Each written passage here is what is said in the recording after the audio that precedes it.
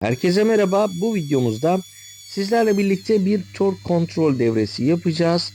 Özellikle çamaşır makinesi motorlarında kullanılan bu tork kontrol devresi kısaca çamaşırlar doluyken ya da boşken enerji ihtiyacı farklı olduğu halde motor devrinin sabit kaldığını görmüşsünüzdür. İşte devremiz tam olarak bunu sağlıyor arkadaşlar. İhtiyaç halinde motora daha fazla enerji gitmesini ya da ihtiyaç yokken enerji gidişini limitleyerek motor dönüşünün sabit kalmasını ve devrin sabit olmasını sağlıyor. Kısaca bu şekilde anlatabiliriz.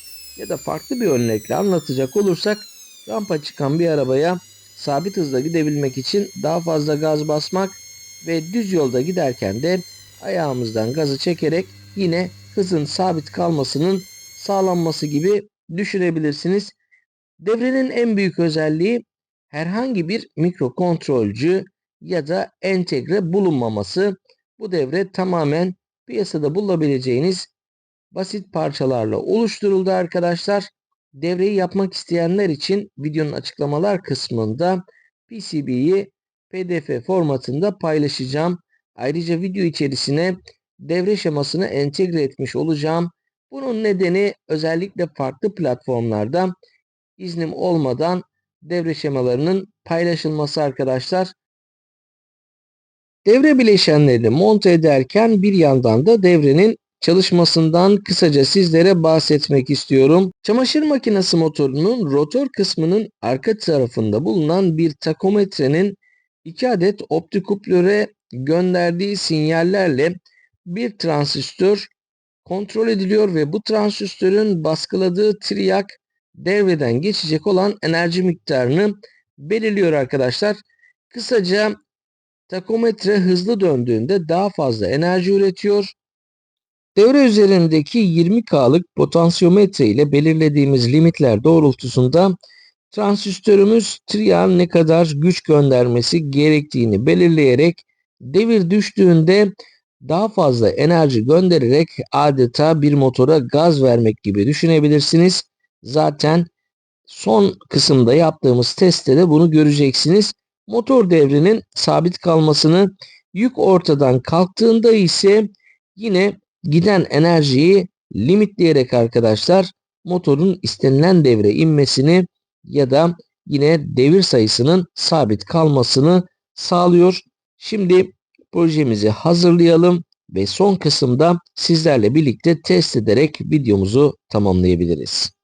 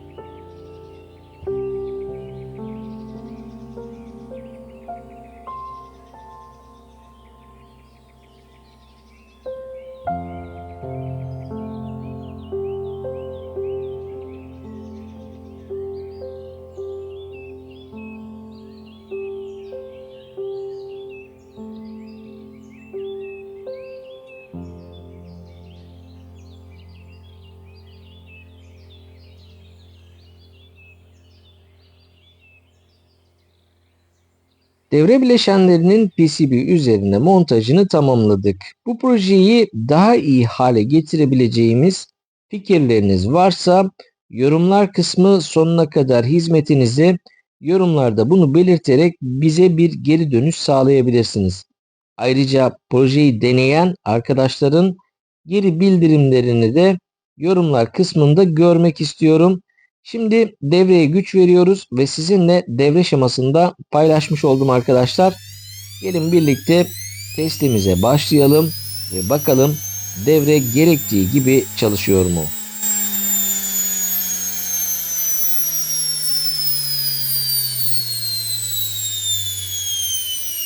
Motor devri istenilen seviyeye düştüğünde sisteme tekrar güç göndermek üzere transistörümüz bekliyor. Buradaki kırmızı ışık üzerinden bunu görebilirsiniz arkadaşlar. Yine mile güç uyguladığımızda, dönmesini engellediğimizde triac motora daha fazla enerji göndererek motor devrinin sabit kalmasını sağlıyor.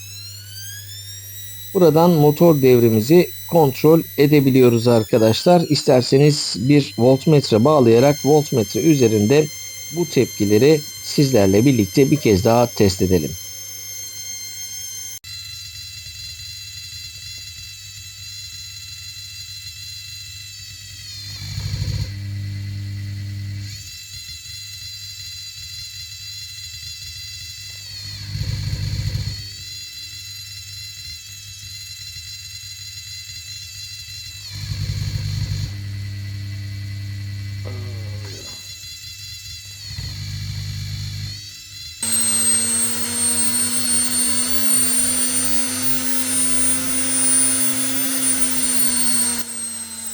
Projeyi beğendiyseniz ve hala abone değilseniz kanalıma abone olarak beni destekleyebilirsiniz.